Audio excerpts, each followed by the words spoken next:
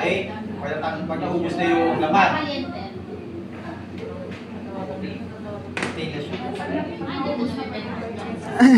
Nabibenta yan. Binibili yan. Hindi ko alam magkakar kilo, pero binibili yan.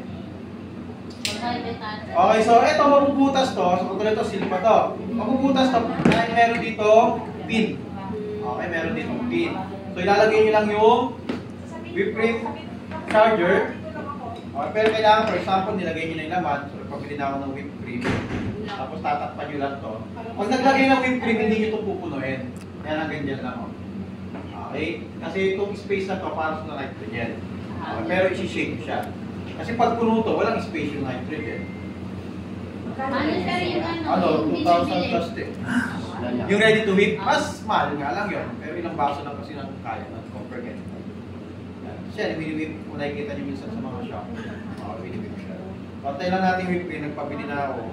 Para na pangakita. Kasi sabi kasi nila bukas na lang siya. Hindi na namin bumili kayo para ilalagay sa trigger.